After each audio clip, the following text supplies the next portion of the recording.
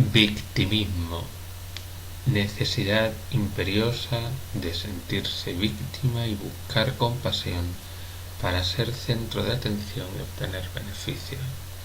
Desempeñar a las mil maravillas el papel de víctima propiciatoria.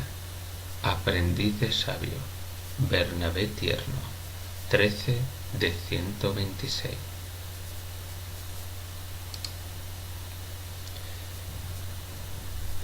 El sabio no se sienta para lamentarse, sino que se pone alegremente a su tarea para reparar el daño. William Shakespeare. Diferencias entre las verdaderas víctimas inocentes y quienes necesitan imperiosa y patológicamente sentirse víctimas. Las auténticas víctimas inocentes se sienten verdaderamente ultrajadas y vejadas por un maltratador concreto con nombre y apellido, y jamás buscan sentirse el centro de atención por ser maltratadas. Muy al contrario, sienten vergüenza y miedo por la situación que sufren y desean con toda su fuerza librarse de esa lacra. Quien maltrata física o psíquicamente a otra persona merece todo nuestro desprecio y todo cuanto hagamos porque nuestra sociedad se libre de esta mancha será poco. Suele darse un perfil del maltratado y del maltratador que puede aproximarse más o menos a la idea general de cómo es la persona capaz de infligir daño a un semejante, pero también es verdad que hay personas que por sus especiales características se convierten más fácilmente en víctimas de malos tratos. Quiero dejar claro desde el principio que en ningún caso me refiero a las víctimas que son auténticas y sufren de verdad, sino a tantas personas que jamás han sufrido malos tratos y van de mártires por la vida, sacando provecho del papel que tan magistralmente representan. Quienes practican el victimismo son estupendos actores que con su actitud siempre doliente, sufridora y de ser maltratados por la vida, consiguen estos objetivos. Ser el centro de atención de tanta buena gente que les compadece. Caer bien, suscitar compasión y beneficios de todo tipo, afectivo, económico, de simpatía.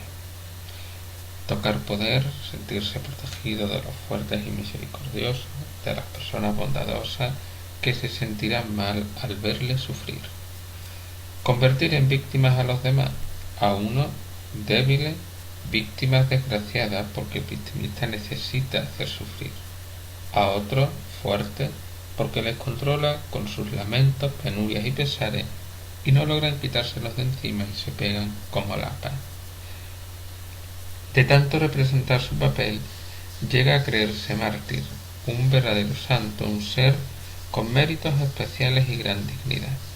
Para ellos sufrir es lo más meritorio. Esgrimen sus penas como heridas de guerra. Controlar a los demás, sobre todo al cónyuge, con el propio sufrimiento. Yo soy tu víctima y tú eres el malvado. Debes sentirte un ser despreciable. La tragedia deleita porque trae una sombra de placer que existe en el dolor. Mary Shelley.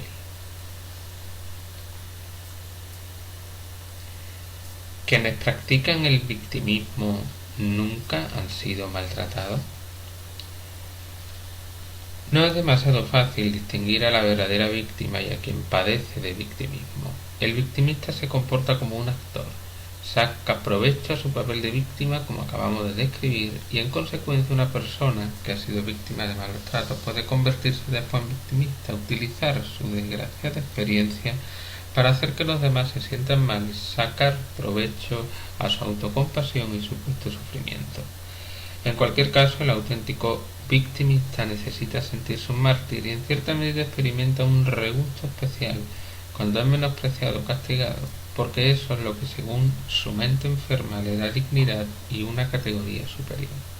Se siente por encima de los demás mortales al ser enorme su sufrimiento y las vejaciones que padece. Ni que decir tiene que estamos ante un grado supremo de orgullo muy sutil, pero vestido de sufrimiento y humildad, y esto, entiéndanlo bien, nada tiene que ver con la santidad.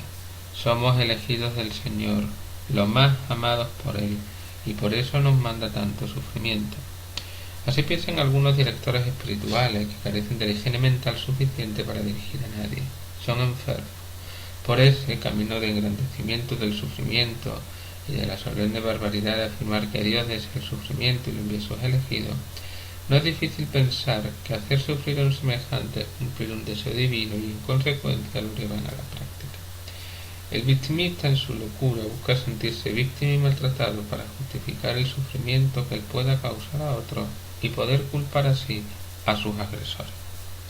La regla de oro para distinguir a una buena persona que por desgracia ha recibido malos tratos y a un victimista es la siguiente: el victimista siempre busca sacar provecho de su victimismo, no perdona de corazón y es vengativo.